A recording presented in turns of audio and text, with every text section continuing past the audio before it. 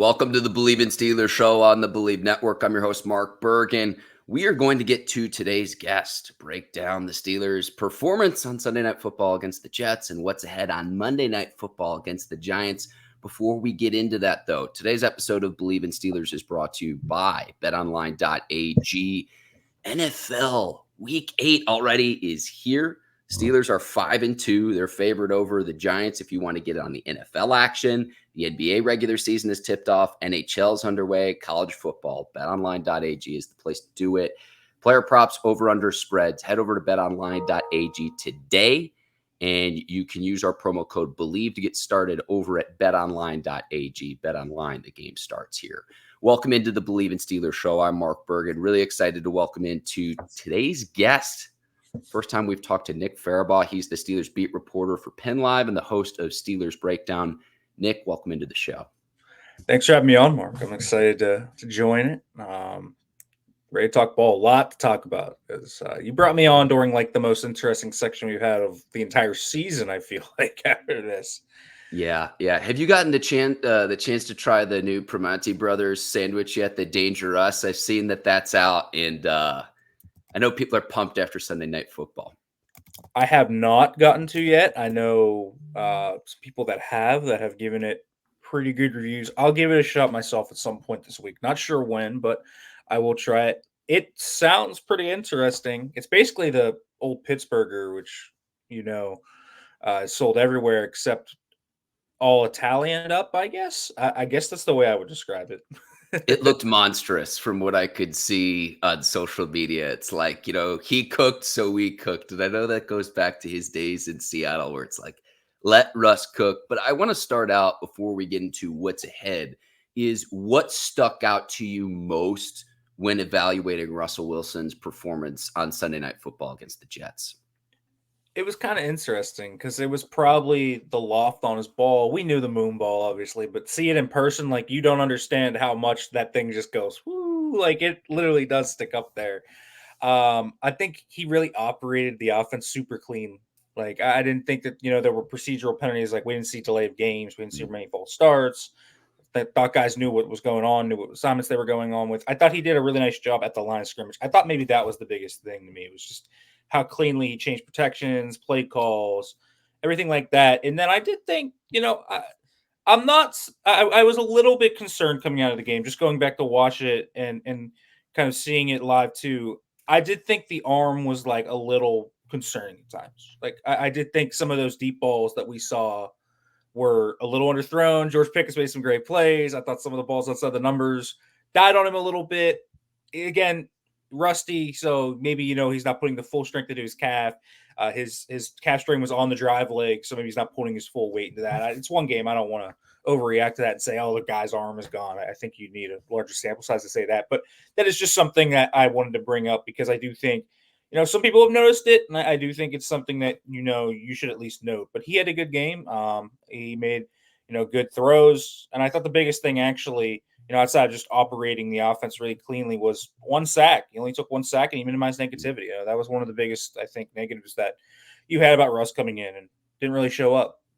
Yeah, no turnovers. And for me, it was as simple as this, Nick. It was getting the ball to George Pickens. What happens when you get the ball to your best playmakers? 5 catches, 111 yards. He had the touchdown as well. For me, we could talk about the touch. We could talk about playing clean. We could talk about the decisiveness. But for me, it's like what happens when the offense opens up when you get the ball downfield to your best playmaker. Right. I think that's interesting too. I think they featured all 4 playmakers in really heavy doses, which I like. I think that's how it should have been. We had been asking where George Pickens was for so long. It was like, he would get 6 targets per game. And even though I think coming into the game, he was like 25th in targets, raw targets, that is not targets per game.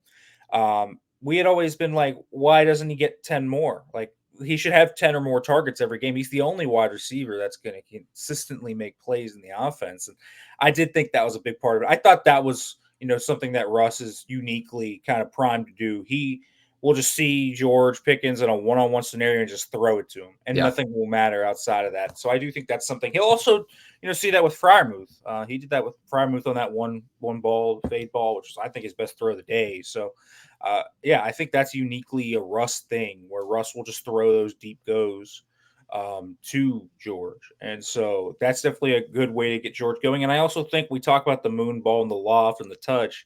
I think having that arc is actually really good for George Pickens to go up, play it, and get, really accentuate his ball skills.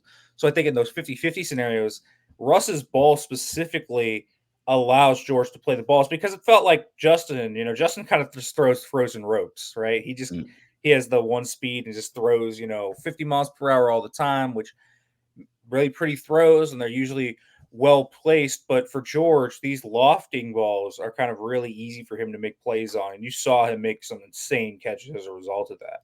Yeah, the two throws that really stuck out to me as well, Nick, was he had pressure in his face and he almost threw it like sidearm.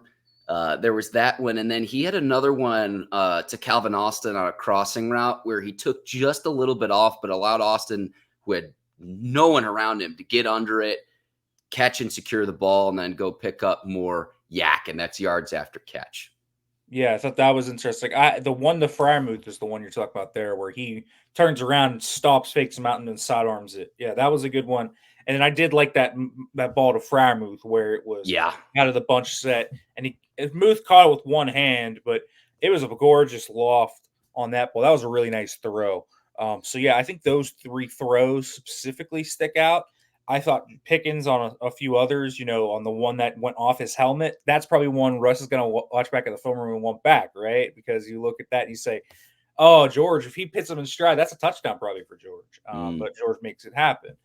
So there are a few that are really sticking out too. And we talked about minimizing the activity of the sacks.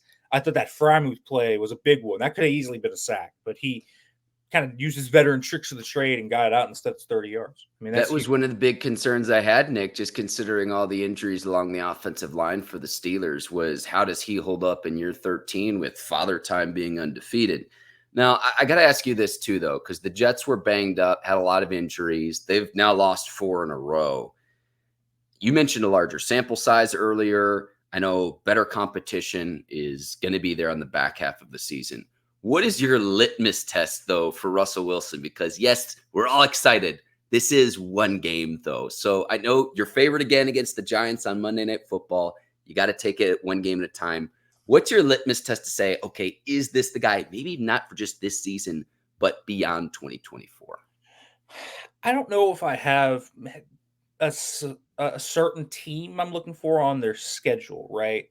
This Giants defense can be stingy. We've seen them frustrate Joe Burrow, and we've seen them do some things in recency. Like, they're going to have Dexter Lawrence, which is another huge mismatch for them, and Brian Burns. So we're going to see a lot of similar things that we were worried about last week, right? You were worried about McDonald and Quinn Williams last week. You're worried about Lawrence and Burns this week. So this is another good kind of litmus test for where Russell Wilson is. I just kind of think it's going to be, 4 or 5 games of consistency where we see him kind of have the same play style, because that was the whole thing with Fields too, right? He had good 2 or 3 first games, and then you were like, okay, where's the litmus test at? And it kind of was just like, just keep showing me. Just keep showing me. That's with Russ to me. It's just, I don't have a specific team that I'm looking for, because they have some good defenses on the schedule, right? The Commanders defense can be a little stingy at times. The Ravens obviously are going to give the Steelers a good run. But there's not a specific team. I just want to see it continue to build on it. And so what I want to see is I want to see that deep ball, that loft that we talked about with the underthrows. I want to see that gone. I want to see if there's legitimate juice still in that tank where he can really get out in front of it. Because you look at Russ's deep balls before, and everything, it didn't matter who he was throwing to. He could throw to Jermaine Kearse. He could throw to anybody, and those deep balls would hit. And so I want to see that still. And I want to see how specifically, I think this week is a really good litmus test for the sacks thing. I think that's a really good litmus test, because when you have Lawrence in your face, 2 seconds into the play, because Ryan McCollum's on him one-on-one, I think that'll be kind of interesting to see how Russ handles that. So I don't know if there's a specific litmus test for me. I think it's just I got to see it week after week after week after week, and then eventually you're kind of like, okay, Russ, if he keeps doing this, that's what Russ is, and we'll see. It almost sounds like to me, I don't want to put words in your mouth, Nick, but it's like Russ could take a page from Fields in terms of having that zip on his passes, and Fields could take a page from Russ in terms of, hey, you can take a little bit off if you're trying to throw the ball down the field. It could. I also am just kind of when I'm talking about these underthrows with Russ, like I'm just worried about does he actually have the juice in his arm still? I mean, he's 35, Yeah. 36. He's 36. Yeah, he's 36. Like, does he actually have it? Is the question. And I'm not like I didn't see it in the summer, which is why I think it's still there, right? I didn't like walk out of training camp. It was like, well, Russ's arm is gone. He doesn't have the arm strength to make throws anymore. But I did come concerned out about that. I'm wondering if it's a leg thing. Like I'm wondering because I said it was his drive leg on the calf.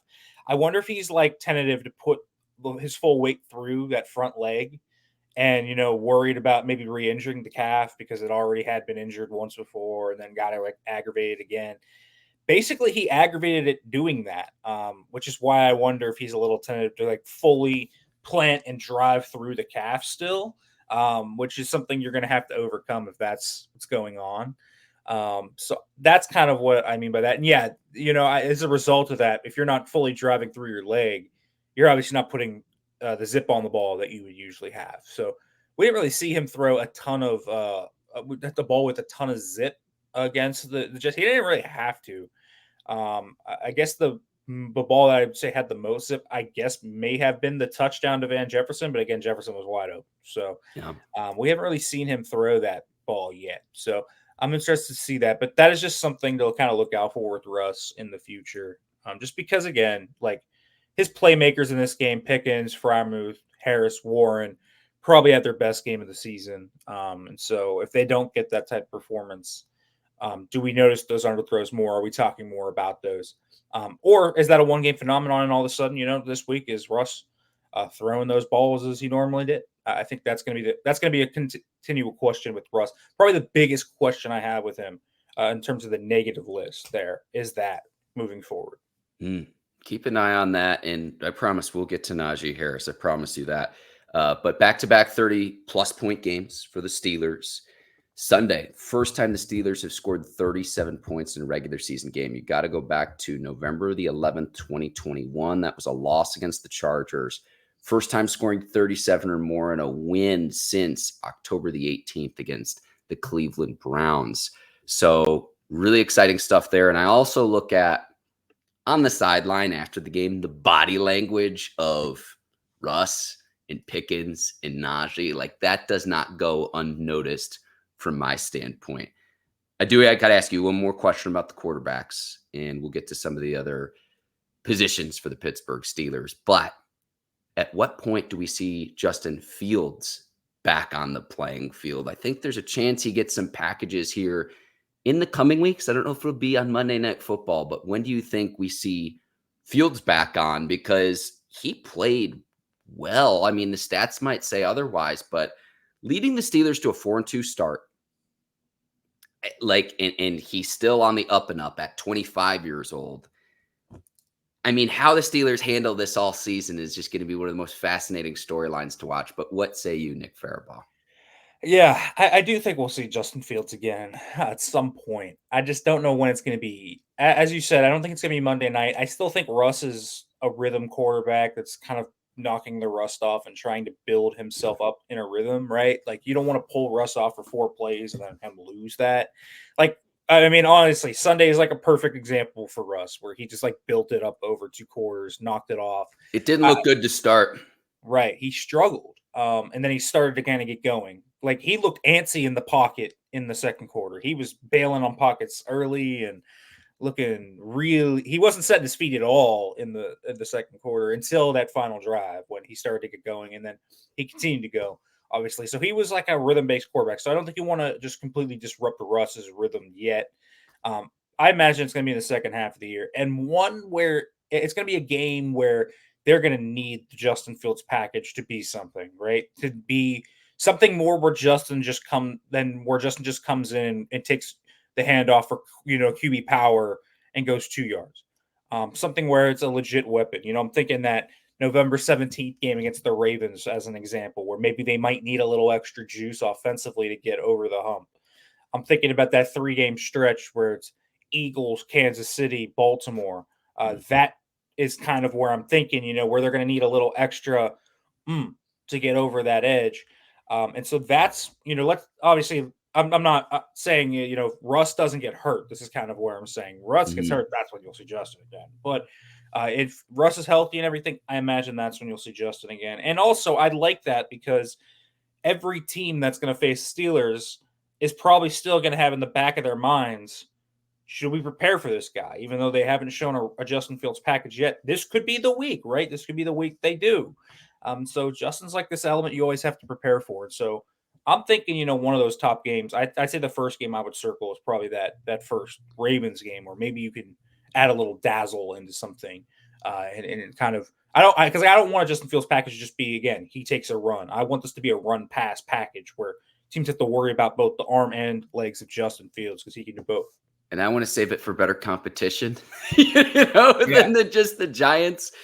I also thought that the broadcast did a really nice job of explaining like Russell Wilson's ability to stretch a defense and how that opens up other things in your offense with his passing ability. And then while also acknowledging Justin Fields' legs forces the defense to play an honest 11 on 11. I thought they did a nice job of that, explaining that on the broadcast for what Arthur Smith and company want to accomplish with this offense. Yeah, I think that's something else, right? Because you saw the Jets kind of back off in the box where, when we talk about Najee and Jalen, they just had less guys to worry about up front. And because of that, that's that vertical passing offense that you have with Russ. Justin can bring that, but, Justin's legs bring guys into the box too. They invite teams to bring more players into there. So when you have Russ doing that and then you suddenly bring in Justin, what I'm trying to say is it recalibrates the entire defense. Like you have to do everything differently. Or if you somehow have to catch them in an advantageous box where you have, only 6 guys in there and Justin can kind of get going, then all of a sudden you can hit that big play with Fields. We haven't really seen, the one thing we didn't see throughout a 6-game sample size with Justin was him hit like a 50-yard touchdown run. That's what you would hope you could hit with this kind of changeup. So I think that's something that they would look to do. All right. I'm a man of my word, Nick. Promised we would get to him. Najee Harris, back-to-back 100-yard games. He looks slimmer. He looks faster in the open field. I know it's contract season. What are you seeing with your eyes?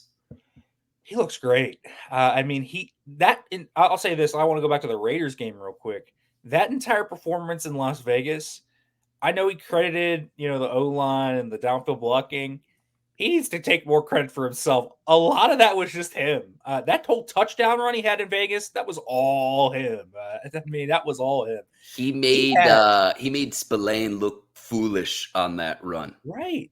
Yeah. So I'll give you a stat here. So he had 7 forced missed tackles against the Raiders. He had 8 against the Jets. He had 15 forced missed tackles over the last 2 weeks. That's the most in the NFL.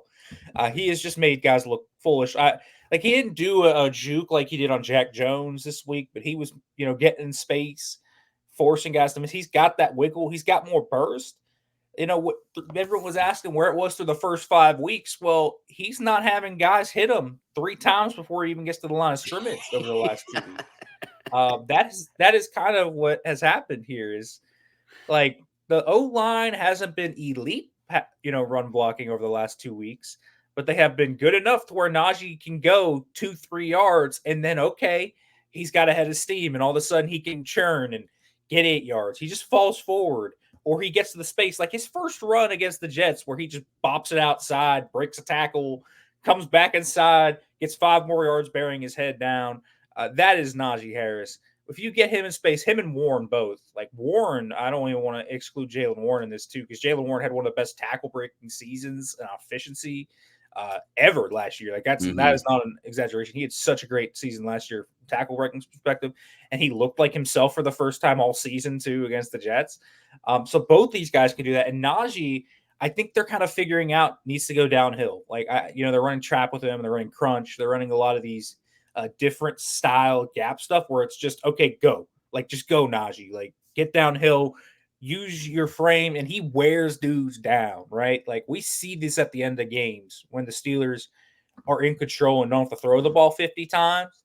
Najee Harris is able to just run at the end of games. I mean, how many guys want to tackle a 6'2", 230-pound back all game? They just don't. And then the little guy and Jaylen Warren also, he's only 5'9", 210, but he's bopping you all game too. These guys just run hard, so they wear you down. And Najee, that's a big part of it, what he does. And you can see at the end of games where he just runs and breaks tackles and falls forward. And so that's what's going on. He's running hard. He looks better. He looked quicker. His finesse, the finesse part of his game that I feel like I hadn't seen since he was at Alabama is back. And so he looks awesome. And as long as he continues to get even slightly below average blocking, because that's what he's been getting the past 2 weeks. He hasn't even been getting league average blocking. It's been like below average blocking.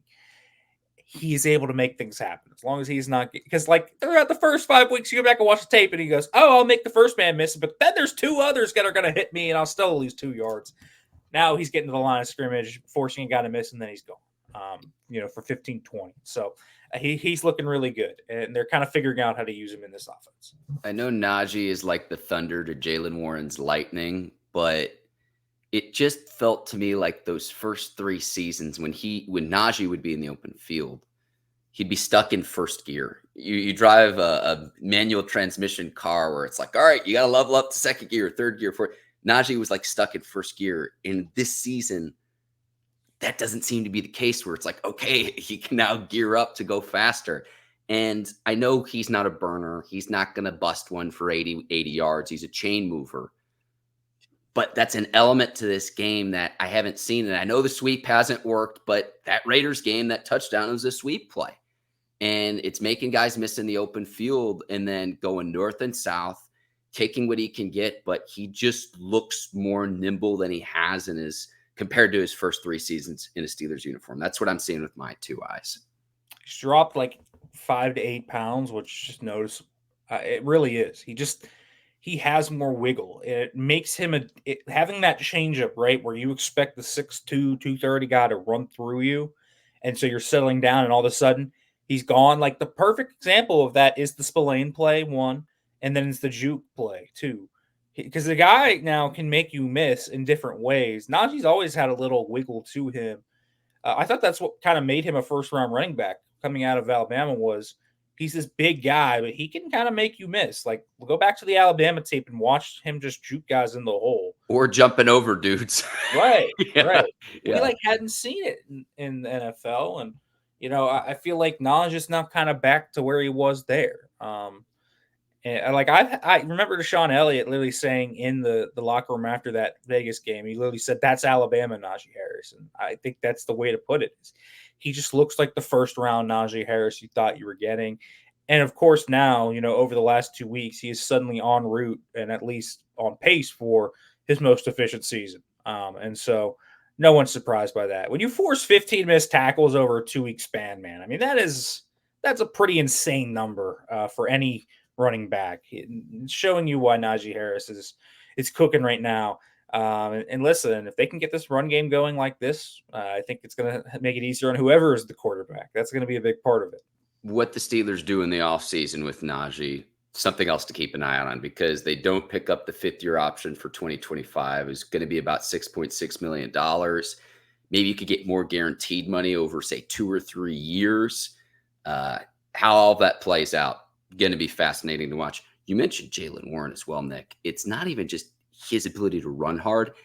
Pop on the tape. His blitz pickup in the passing game is as good as any back in the league. It's awesome to watch, even though, he's a little bit taller than me. I always tell people I'm 5'8" if you're generous, but his blitz pickup is, when I pop on the tape, that stands out every single time.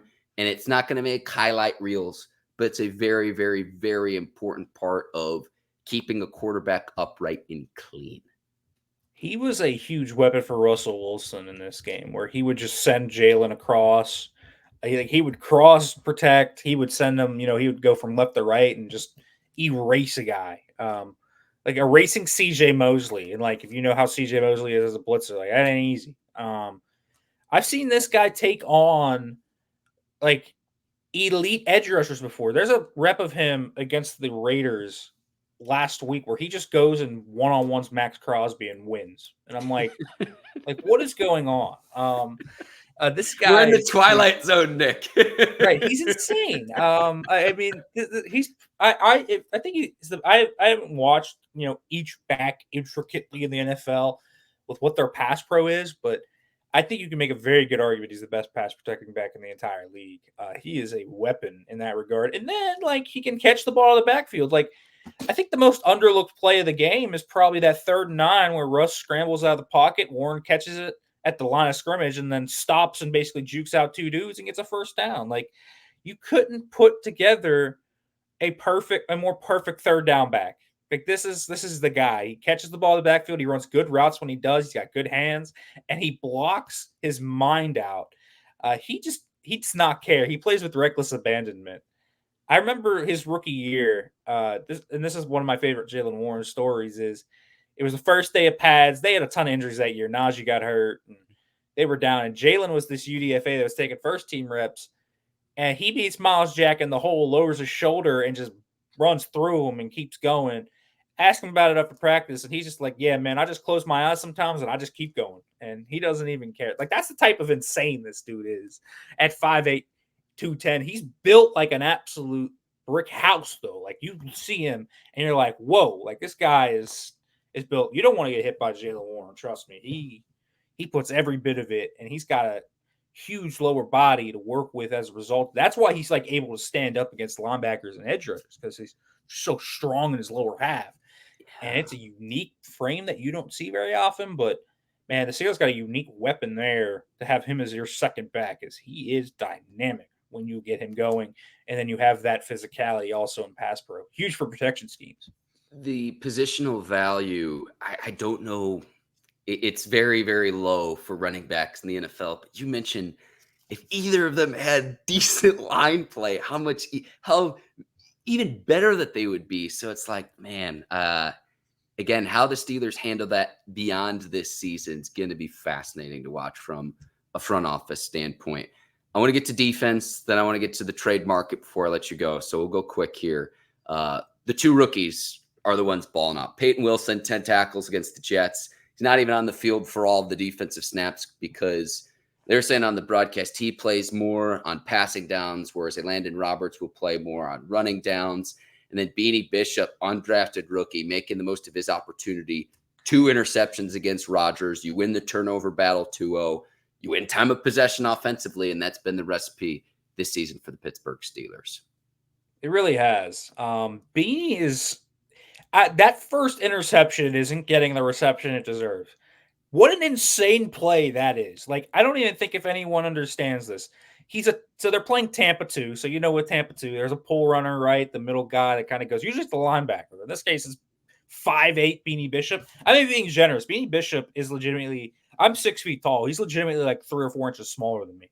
And this dude flips his hips one way to get Rodgers baited to throw the seam ball and just turns and nabs it one-handed. It's an insane play for any defensive back to make, let alone an undrafted free agent in what is 7th start. I mean, just an absolutely insane play from Beanie Bishop. The second one, like even though the second one he doesn't actually touch it, he still sinks. Like he's not supposed to be there. That is cover 3, and he kind of sinks so far deep away from the flat that his hand getting in there almost certainly affected Garrett Wilson's concentration. Is probably why he dropped it, and then he gets the pick. Like 2 pretty insane plays, and he was even good outside of that. He made a few plays down at the line of scrimmage. Good for Beanie, man. He had struggled a lot early this year. Mm-hmm. Busted coverages. That Dallas game, Dallas went at 31. They literally saw 31 and said, "We are going at you," and killed the Steelers going at Beanie Bishop all day. Even in the Raiders game, the last touchdown was on him. He blew it. And then he comes out this game and he plays out of his mind. I mean, he played like a Pro Bowl slot corner in this game. It was insane to see the switch up. But good for him, man. That's a credit to him. And all of it was film study. So he's a very smart player and he's athletic enough very clearly to make plays that you shouldn't be able to make because otherwise, how do you flip your hips like that and make the plays? So unbelievable play. So good for Beanie Bishop.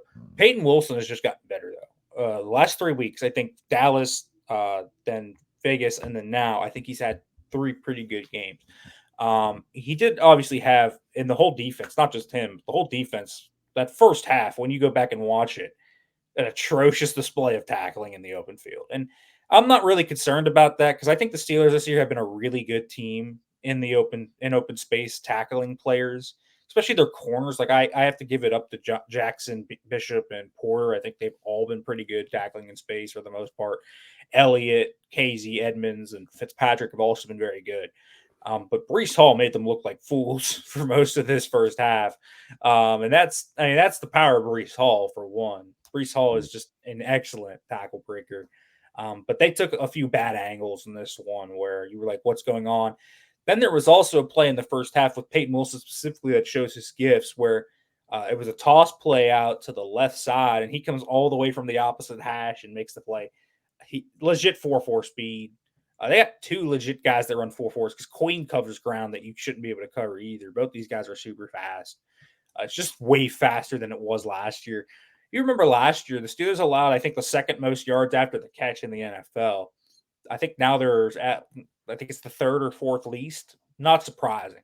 You have guys like that in your second level on your secondary, and you're making plays like Bishop too, right? He ran like a 4.39, I think, at the Big 12 Pro Day.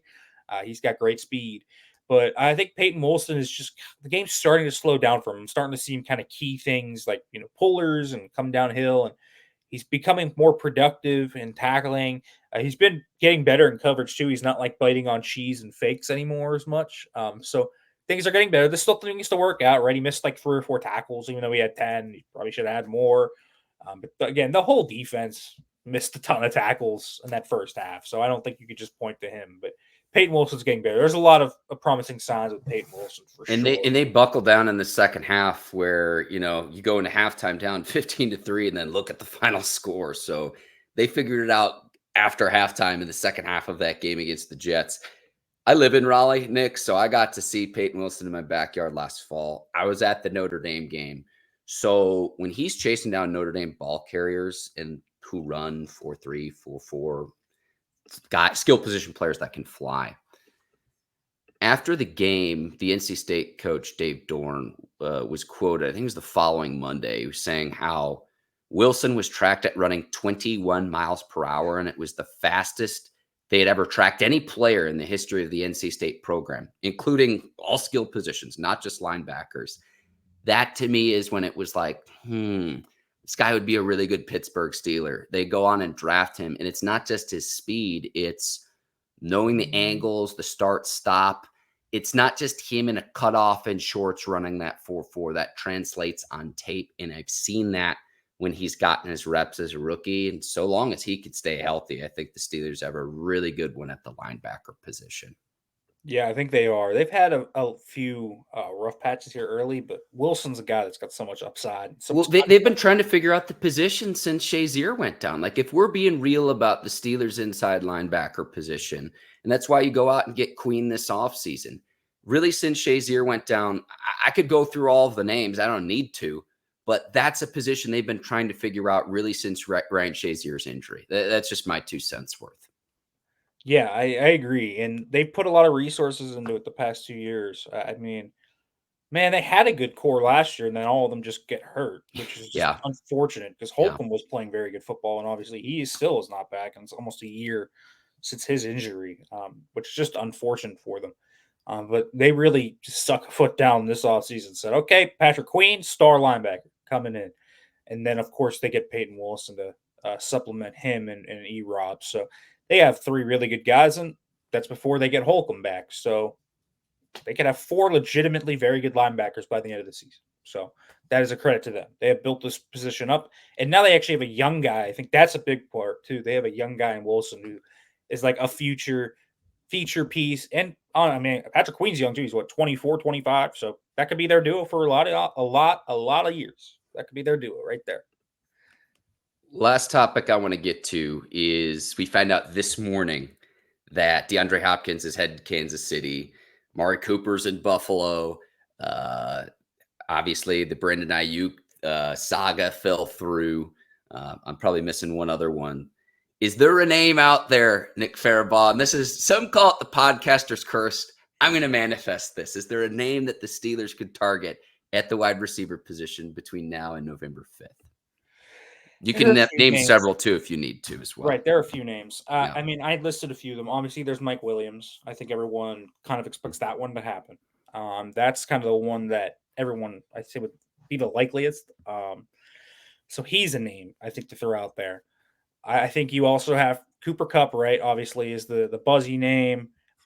Listen, the Steelers are all these guys. I literally asked. So this is the funniest thing. I literally asked a source, like I would, but throughout the summer, I'd be like, "Are they interested in this guy? This guy? This guy? This guy?" Told me to stop asking because they're going to be on every guy because they've literally soured every single word. So every single name I'm saying, you could probably bet the Steelers have at least called and been like, "Okay, what's the cost? What's going on here?" Like they want a wide receiver. Like I see some people be like, they're happy with what they have. No, they aren't. They've been calling guys since March trying to get a receiver. I think they've kind of figured out that they don't have to get a superstar anymore. So there's that. So I'm sure they're in on Kupp and all these guys. So we'll see. Kupp's the pricier one. He's the buzziest name, of course. If you want to give up a second round pick for a 31-year-old often injured guy, you can do that here. He's a really fun fit for the offense, but he's a player. I think the player that's interesting from a cost analysis that I really like for them is Darius Slayton. Obviously, they're going to play him this week with the Giants, so that trade won't happen until after this game.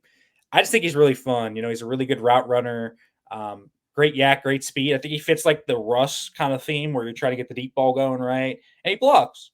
I'm like, okay, four things I can work with. Now, fans are going to be driven mad by Darius Slayton because he's got the Deontay Johnson runs backwards, drops balls thing, but I can deal with it. I think a lot of people at this point in their lives would look back and want Deontay back. Obviously, that can't happen because of the NFL rules. So the Deontay trade that I've seen people be like, just trade for Deontay cannot happen. It is not legal in the NFL. Yeah. But Slayton's an interesting name.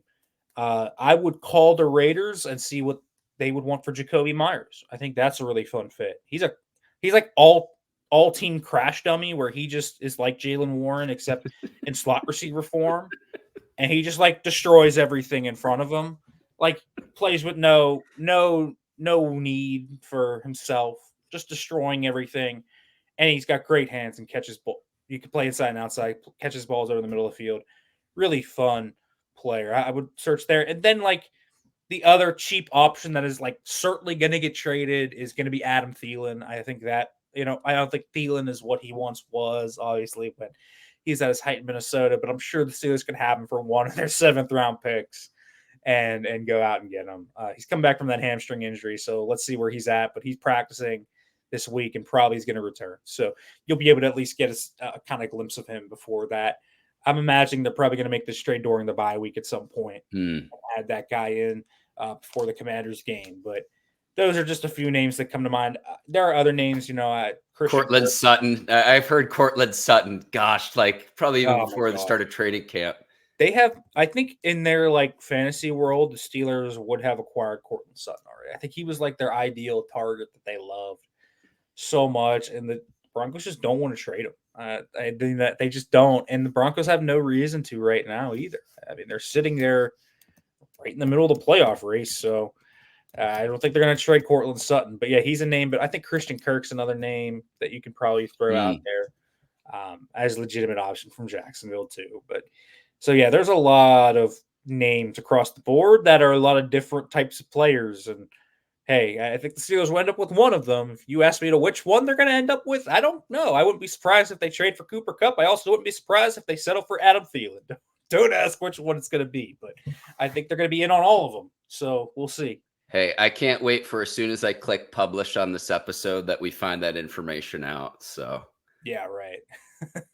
He is Nick Farabaugh. He's got the fiercest man bun in the game. Nick, if you need anything to plug over what you're doing at Penn Live, the floor is yours, my friend.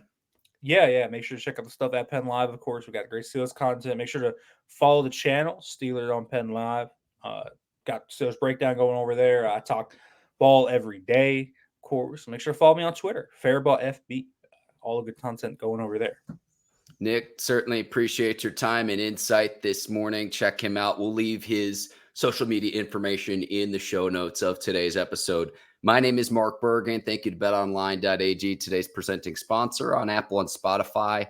Leave Bleav in Steelers 5-star review. If you haven't already, hit that subscribe button on YouTube as well. Planning to go live after Monday Night Football, Nick, as long as there's no weather delays. So keep an eye out for that after Steelers and Giants. And again, thank you to Nick Farabaugh. My name is Mark Bergin. Enjoy the rest of your week, everyone. I'll see you Monday night. Until then, take care. So long, everybody.